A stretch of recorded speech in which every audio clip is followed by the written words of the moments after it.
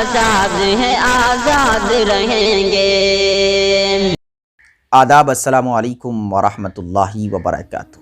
میرے دینی اور وطنی بھائیوں، اس وقت ہندوستان کا سب سے بڑا مدعا کسان پروٹیسٹ بن گیا ہے، کسان آندولن، کسان احتجاج بن گیا ہے۔ آپ یوٹیوب کھولیے، کوئی بھی سوشل پلیٹ فارم پہ جائیے، آپ کو کسان پروٹیسٹ دکھنے کو، سننے کو مل جائے گا۔ یہ ایک بہت بڑا مدعا بن چکا ہے۔ اب موجودہ حکومت سے ایک بہت بڑا سوال ہوتا ہے کہ آخر خاموش کیوں ہے؟ کسان اپنے گھر بار کو چھوڑ کر، آرام و راحت کی زندگی کو چھوڑ کر سڑکوں پہ آ گئے ہیں، اور سڑک پر آ کر وہ اپنا حق مانگ رہے ہیں، اپنا حق طلب کر رہے ہیں، پھر بھی آپ زبان کو حرکت نہیں دے رہے ہیں، پھر بھی آپ ان کے حق کو واپس نہیں کر رہی ہیں۔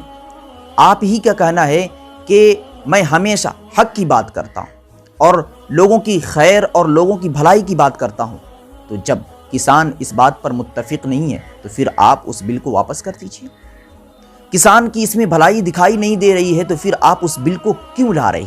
اس سے یہ بات معلوم ہوتی ہے کہ یہ بل یقیناً کسانوں کے حق میں نہیں، آپ کے حق میں ہے، جبھی آپ اس قانون کو لاگو کرنے کے بعد واپس نہیں لے رہے ہیں۔ اور کسان بھائی سڑکوں پہ آئے، بہت ہی اچھے طریقے سے احتجاج کر رہے تھے، بہت ہی سنجیدگی کے ساتھ اپنی بات کو حکومت تک پہنچانے کی کوشش کر رہے تھے، لیکن موجودہ حکومت بہت عیار ہے، بہت مکار ہے، سازشوں کا ایک سمجھیے کہ ہیرو ہے۔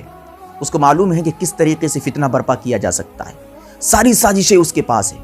یہی تو وجہ ہے کہ ریپبلک ڈے کے موقع سے لال قلعہ پر، جہاں پر ہندوستان کا ترنگا لہرتا ہے، وہاں پر کوئی بی جے پی کا آدمی چڑھتا ہے اور کسان کا جھنڈا لہرا دیتا ہے۔ جس وقت یہ ماجرا میرے سامنے آیا، جس وقت میں نے دیکھا، تو اسی وقت مجھے احساس ہو گیا کہ اس کے اندر کوئی نہ کوئی بڑی سازش ہے۔ کل تک پچھلے 2 مہینوں سے کسان آندولن جاری ہے، لیکن کوئی فتنہ نہیں، کوئی فساد نہیں، کوئی اختلاف نہیں، بہت ہی سنجیدگی سے یہ پروٹیسٹ اور یہ احتجاج جاری ہے۔ لیکن آج ایسا کیوں ہوا؟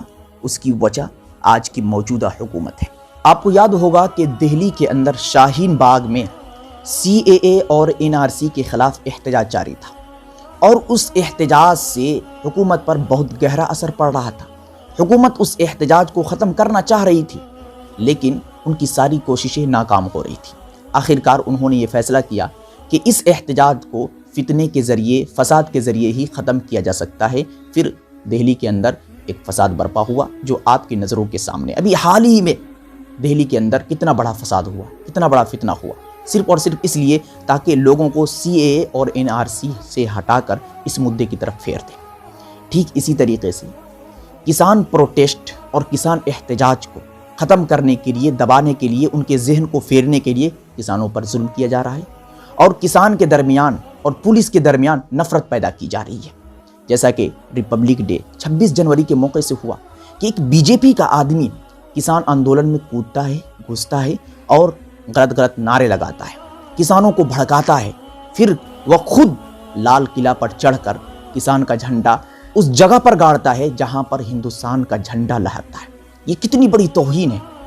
یقیناً ایسے شخص کو سزا ہونی چاہیے جس نے جھنڈے کی توہین کی ہے، جس نے لال قلعہ پر، جہاں پر ہندوستان کا جھنڈا لہرتا ہے، وہاں پر کوئی اور جھنڈا اس کو نکال کر گاڑ دیا۔ یہ بہت بڑی توہین ہے، یہ ناقابل برداشت ہے۔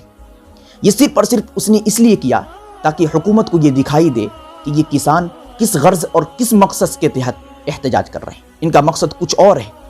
تو اس طریقے سے BJP کا ہی آدمی نفرت پھیلانے کے لیے احتجاج میں گھس گیا، پروٹیسٹ میں گھس گیا، ان کے پروٹیسٹ کو برباد کرنے کے لیے نفرت پھیلا رہا ہے۔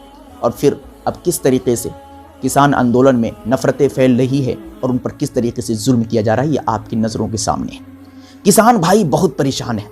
تو ایسی صورت میں بدِ ناچیز کی بس ایک ہی رائے ہے، آپ احتجاج کرتے رہیں، جتنی کوشش ہو سکے آپ کریں، ہم بھی آپ کے ساتھ ہیں۔